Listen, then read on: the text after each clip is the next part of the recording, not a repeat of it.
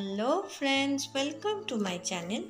আজকে আমি তৈরি করে দেখাবো কিভাবে আমি মাটন কিমা দিয়ে ঘুগনি বানাই। এখানে আমি মটরটাকে 7 থেকে 8 ঘন্টা ভিজিয়ে রেখেছিলাম। এরপর নিয়ে নিচ্ছি এখানে কিছু টুকরো করে রাখা আলু। এই সবটা আমরা সেদ্ধ করে নেব। মটর আর আলুটা আমরা ভালো করে সেদ্ধ করে নেব।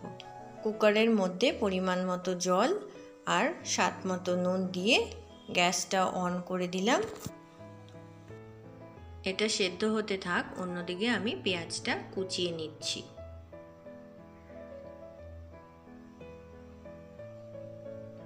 এরপর কড়াই গরম করে নিয়ে তাতে সাদা তেল দিয়ে দিলাম। তেল ভালো করে গরম হয়ে আসলে এর মধ্যে দিয়ে দিচ্ছি তেজপাতা আর গোটা গরম মশলা। এরপর এর মধ্যে দিয়ে দিচ্ছি কুচনো পেঁয়াজ। পেঁয়াজটা ভালো করে এবার ফ্রাই করে নিচ্ছি।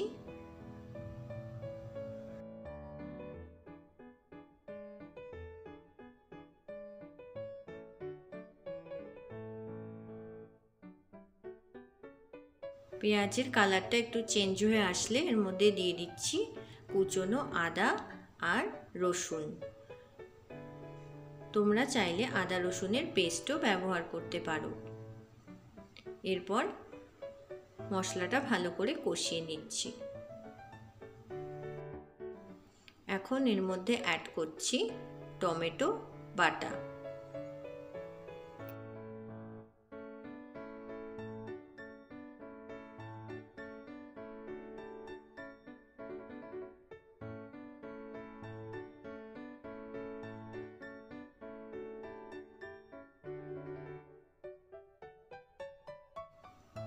3-4 মিনিট মশলাটা ভালো করে নাড়িয়ে নিয়ে এর মধ্যে দিয়ে দিচ্ছি একে একে হলুদ গুঁড়ো, লঙ্কার গুঁড়ো আর দিয়ে দিচ্ছি জিরের গুঁড়ো।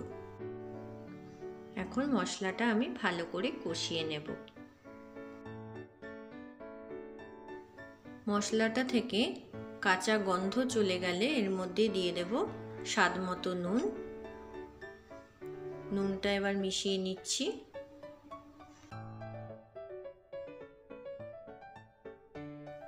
মশলাটা ভালো করে কষিয়ে নেওয়ার পর এর মধ্যে আমরা অ্যাড করব মাটন কিমা।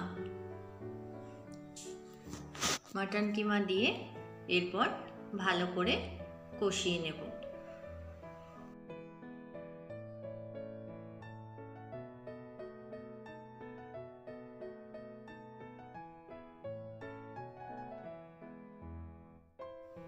কিমা দিয়ে কিছুক্ষণ কষিয়ে নিয়ে একটু ঢাকা দিয়ে রেখে দেব। 3-4 মিনিট পর আবার ঢাকনা খুলে ভালো করে আবার কষিয়ে নিয়ে দেখব যে কিমাটা একটু লেগে যাচ্ছে কড়াইতে, তখন এখানে অল্প উষ্ণ গরম জল দিয়ে আবার কিমাটা ভালো করে কষিয়ে নেব।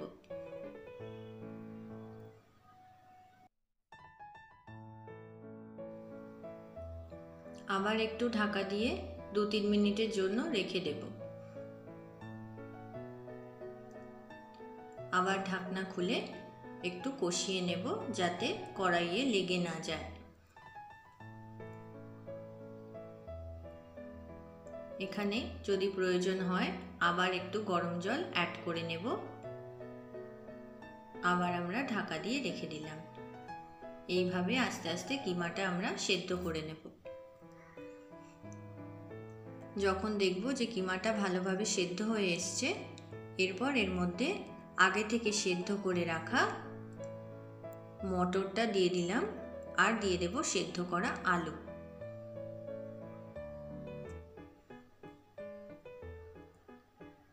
এরপর ভালো করে কষিয়ে নিচ্ছি।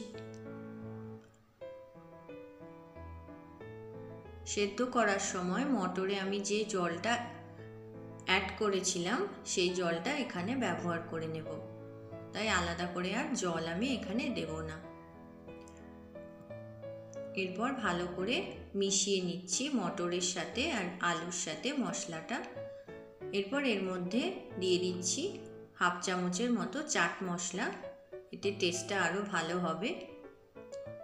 আর দিয়ে দেব স্বাদ মতো নুন আর চিনি।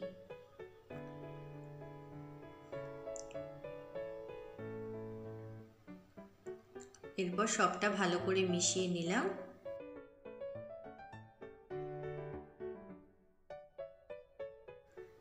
এখন সবশেষে এর মধ্যে অ্যাড করব ঘি আর গরম মশলা।